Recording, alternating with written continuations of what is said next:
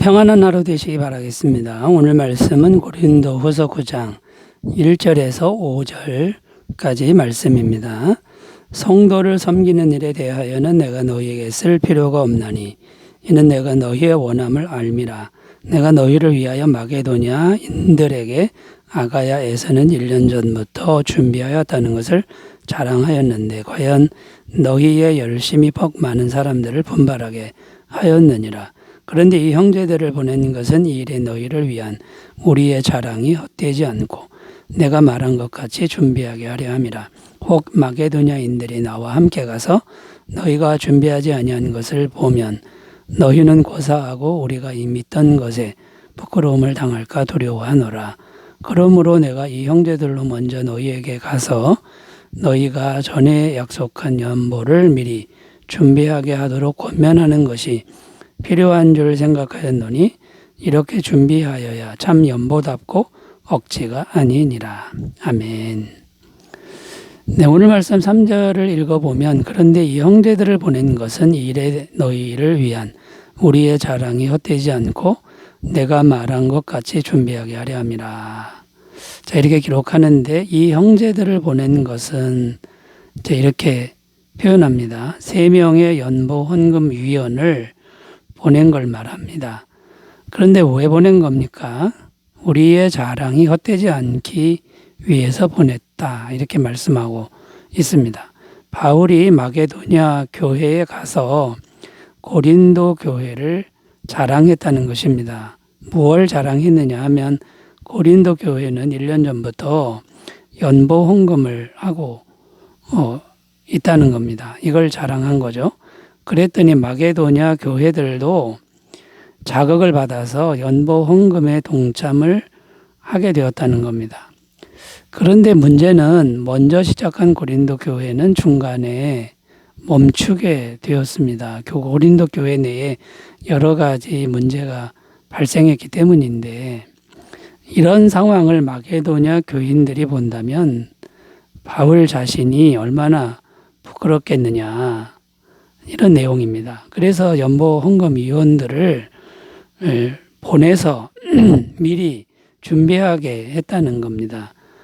그런데 더 중요한 것은 부끄러움을 면하려는 소극적인 이유보다 하나님을 향한 자원하는 마음을 다시 불러일으키기 위한 것이라고 이렇게 말씀하고 있습니다.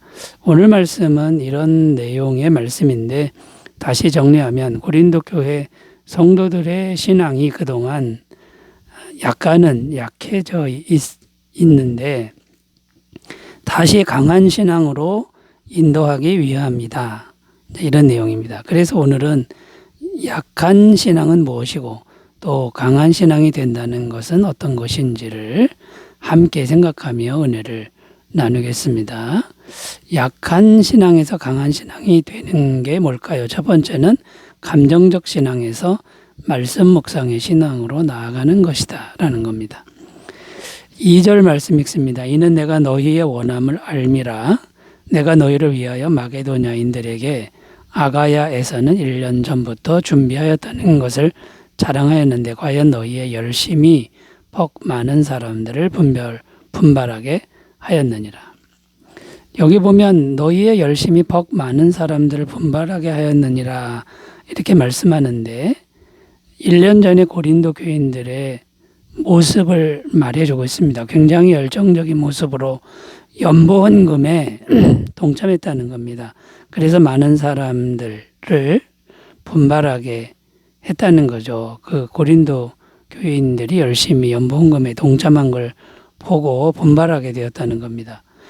바울이 마게도냐 지역의 교회들에게 가서 고린도 교회 얘기를 하니까 그 교회들도 자극을 받아서 열심히 동참하게 할 정도였다는 거죠. 그런데 1년이 지난 지금은 그 열정이 다 식어버렸다는 겁니다. 시작한 연보 헌금의 일이 마무리가 안 되고 중간에 그대로 멈춘 상태로 있었다는 거죠. 이것은 무엇을 말해주고 있습니까? 고린도 교인들의 신앙 상태가 다소 감정적인 신앙이었다고 할 수 있습니다. 좀 은혜가 된다고 하면 금방 뜨겁게 달아올랐다가 어려움이 오면은 금방 식어져 버리는 신앙이 감정적인 신앙이죠. 마태복음 13장에 보면 씨 뿌리는 자의 비유가 나오는데 거기 보면 돌밭에 뿌린 씨와 같다고 할 수 있습니다.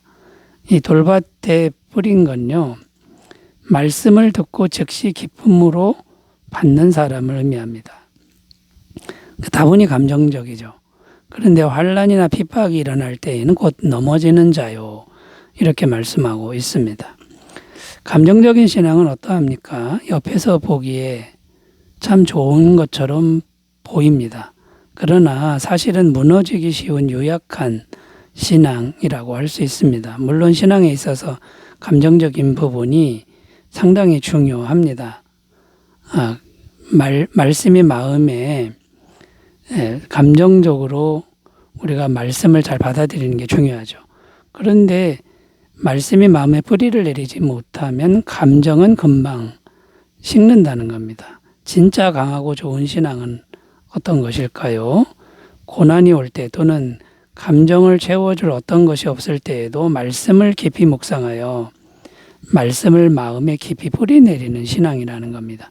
마태복음 7장 24절 25절 그러므로 누구든지 나의 이 말을 듣고 행하는 자는 그 집을 반석 위에 지은 지혜로운 사람 같으리니 비가 내리고 창수가 나고 바람이 불어 그 집에 부딪히되 무너지지 아니하나니 이는 주추를 반석 위에 놓은 까닭이요. 자, 여러분, 감정적인 신앙에서 말씀 묵상의 신앙으로 한 걸음 더 나아가시기를 바라겠습니다. 두 번째로 가겠습니다. 약한 신앙이 강한 신앙으로 어떻게 될까요? 두 번째는 말로만의 신앙에서 행함의 신앙으로 나아가는 것이다 라는 겁니다. 4절 읽습니다. 혹 마게도니아인들이 나와 함께 가서 너희가 준비하지 아니한 것을 보면 너희는 고사하고 우리가 이 믿던 것에 부끄러움을 당할까 두려워하노라. 여기 고린도 교회에 3명의 연보헌금위원을 파송한 이유, 바울이 파송한 이유가 나오는데 부끄러움을 당할까 두려워하노라 이렇게 말합니다. 바울은 고린도 교회를 무척이나 사랑했고 많이 자랑을 했습니다. 고린도 교회는 바울이 정말 힘들 때 세워진 교회입니다. 고린도전서 2장 2절 내가 너희 가운데 거할 때에 약하며 두려워하며 심히 떨었노라. 무슨 말입니까? 굉장히 열악한 상황에서 고린도 교회가 세워졌다는 겁니다. 난산 가운데 얻은 영적 자녀들이 고린도 성도인 것이죠. 그런데 그런 자녀가 신앙의 열정도 뛰어났다는 겁니다. 그러니까 바울에게 고린도 교인들은 너무나 사랑하는 사랑의 대상이었고 가는 데마다 자랑하는 자랑의 대상이었다는 겁니다. 그런데 그것이 거짓말이 될 것 같은 그런 상황이 발생한 겁니다. 자, 여기서 참 신앙에 대해서, 참된 신앙에 대해서 생각해 볼 필요가 있는데 우리가 믿음으로 구원을 받습니다. 믿음이란 예수님께서 십자가에서 다 이루어 놓으신 구원을 그냥 받아들이는 것이죠. 인간의 행함은 구원에 있어서 하나도 필요 없는 게 맞습니다. 그런데 다시 생각해서 우리의 행함이 전혀 없다면 어떤 것이 됩니까? 그것은 우리의 믿음이 과연 제대로 된 믿음이냐, 살아있는 믿음이냐 하는 의문점이 생기게 만드는 거죠. 야고보서 2장 26절 영혼 없는 몸이 죽은 것 같이 행함이 없는 믿음은 죽은 것이니라. 우리의 믿음이 진실하고 살아있는 믿음이라면 자연스럽게 행함은 나타나게 된다라는 거죠. 요한일서 3장 18절 자녀들아 우리가 말과 혀로만 사랑하지 말고 오직 행함과 진실함으로 하자.